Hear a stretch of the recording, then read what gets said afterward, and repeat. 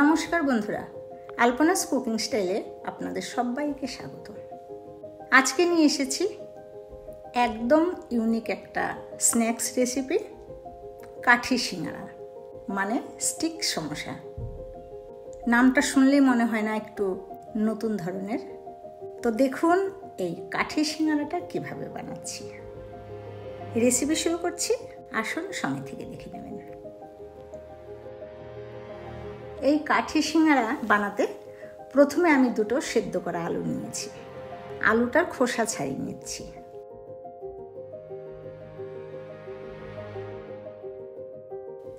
খোসা ছাড়িয়ে নেবার পরে এই আলুগুলোকে ভেঙে নিচ্ছি। আমি এখানে একটা কাঁটা চামচ ইউজ করেছি। চামচ দিয়ে দিয়ে ভালো করে আলুটাকে ভেঙে নিলাম।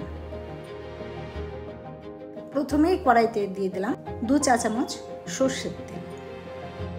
তেলটা গরম হলে এর মধ্যে কটা চামচ জোয়ান ফোড়ন দিলাম। তারপরে দিয়ে দিলাম 1 চিমটি হিং। এর মধ্যে একটা কুচিয়ে কেটে নেওয়া পেঁয়াজ আর 2টো কাঁচা লঙ্কাকে কুচিয়ে নিয়েছি, সেটা দিয়ে দিলাম। এখন পেঁয়াজ আর কাঁচা লঙ্কাকে লাল লাল করে ভেজে নেব। পেঁয়াজটা ভাজা হয়ে গেছে। এর মধ্যে স্ম্যাশ করা আলু দিয়ে দিলাম।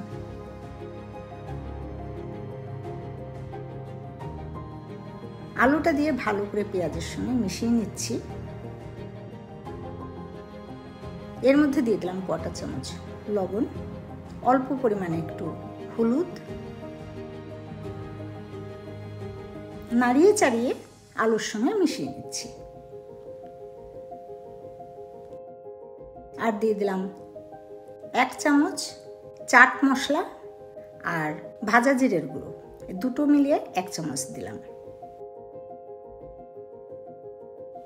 এইবার এর মধ্যে দিয়ে দিলাম 1 চামচ চিলি ফ্লেক্স, সেটা দিয়েও মিশিয়ে নিচ্ছি। এখন এর মধ্যে 2 টেবিল চামচ মুংফলি ক্রাশ করা দিয়ে দিলাম, মানে আদা ভাঙা আবার একটু গুঁড়ো মতন, সেটা দিয়ে দিলাম। ভালো করে আলুর সঙ্গে মিশিয়ে নিচ্ছি। গ্যাসটা কিন্তু এই সময় একদম স্লো ফ্লেমে রাখতে হবে।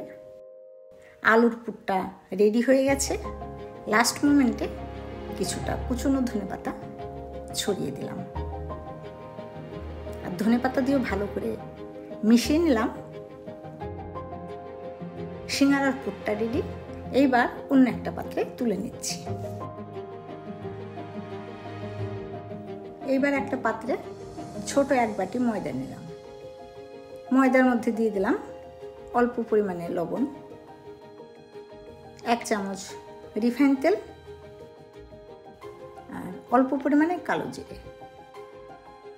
এইবার ময়দাটাকে ময়াম দিয়ে নেব। ডোলে ডোলে ময়দাটাকে ময়াম দিয়ে রেডি করেছি।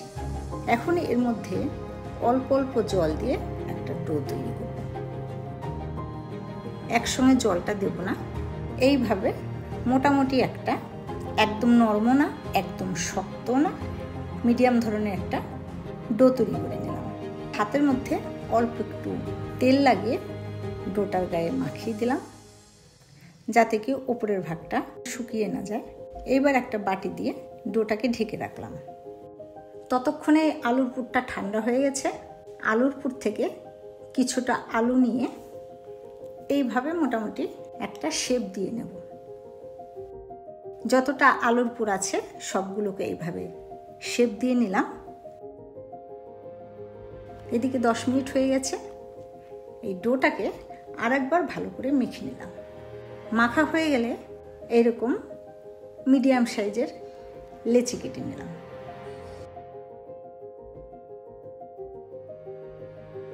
এইবার ওখান থেকে একটা লেচি নিয়ে রুটির মতন করে বেলে নিচ্ছি। যেহেতু ময়দার লেচি, বেলনিতে একটু লেগে যাওয়ার চান্স থাকে, তাই রুটিটার উপরে একটু ময়দা লাগিয়ে এইভাবে বেলে নিচ্ছি। তো এই ধরনের ছোট মতন একটা রুটি করে নিয়েছি। এইবার এর মধ্যে দিয়ে দিচ্ছি কাঠি। যেহেতু কাঠির সিঙ্গারা, সেহেতু কাঠির ইউজ তো হবেই। এরকম একটা কাঠি দিয়ে দিলাম। এগুলো আইসক্রিমেরই কাঠি, যেগুলো দোকানে পাওয়া যায়। আর যে আলুর পুরটা বানিয়েছিলাম যে একটা শেপে, সেই আলুর পুরটা এর মধ্যে দিয়ে দিলাম, দিয়ে চেপে চেপে দিয়ে দিলাম যাতে কাঠের সঙ্গে লেগে থাকে আর মোটামুটি একটা শেপে আসে। এইবার একটা চাকু দিয়ে এরকম করে সাইডে এইভাবে রুটিটাকে কেটে নিচ্ছি। আবার এই সাইডটাতেও এরকম রুটিটাকে কেটে নিতে হবে। দুদিকে যখন রুটিটাকে কাটা হয়ে গেছে, এইভাবে লাস্টের পোর্শনটাকে এইভাবে নিয়ে চিপকে দিলাম কাঠের সাথে, আর মাথার পোর্শনটাকেও এইভাবে চিপকে দিলাম। এইবার যেমন চুলের বিনুনি করে, একটা বাঁ দিক থেকে এভাবে চেপে লাগিয়ে দিলাম, আবার একটা ডান দিক থেকে এনে লাগিয়ে দিলাম। যেহেতু গরমের সময় এখন ফ্যান চলে, অনেক সময় আছে যে এই আটাটা একটু শুকিয়ে যেতে পারে, তাহলে কিন্তু এই আলুর সঙ্গে এটা লাগবে না, বা একটার সঙ্গে একটা লাগবে না। তাহলে কি করতে হবে, জল দিয়ে একটু ভিজিয়ে নিতে হবে, যাতে চিপকালে আলুর সঙ্গে ভালোভাবে চিপকে যায়। এই ডিজাইনটা যে যতটা সুন্দর পারবে তার কিন্তু দেখতে ততটাই সুন্দর হবে। তো প্রথমে আমি 4টে এভাবে বানিয়ে নিয়েছি। এইবার আসছে ভাজার পালাতে। তো ফ্রাইং প্যান বা কড়াইতে বেশ খানিকটা রিফাইন তেল নিতে হবে। তেলটা গরম হয়েছে কিনা চেক করার জন্য ছোট্ট একটু ডো দিয়ে দিলাম এর মধ্যে, আর ডোটা চারপাশে ভালো বুদবুদ এসছে। এবার ডোটাকে তুলে ফেলে দিলাম, মানে তেলটা ভালো রকম গরম হয়ে গেছে। ওখান থেকে একটা তুলে এনে তেলের মধ্যে দিয়ে দিলাম, আরেকটা পিসকেও তেলের মধ্যে দিয়ে দিলাম। মিনিট খানেক পর একটা সাইড যখন একটু ভাজা হয়েছে, উল্টে দিলাম। এইভাবে উল্টে পাল্টে ব্রাউন কালার হওয়া পর্যন্ত ভেজে নিতে হবে। যখন একটু সুন্দর কালার আসবে তখন কিন্তু গ্যাসটাকে লো টু মিডিয়ামে রাখতে হবে, তাহলে খেতে মুচমুচে হবে। উল্টে পাল্টে নিয়ে এটার উপর যখন সুন্দর কালার এসছে তখন তেল ঝরিয়ে তুলে নিলাম।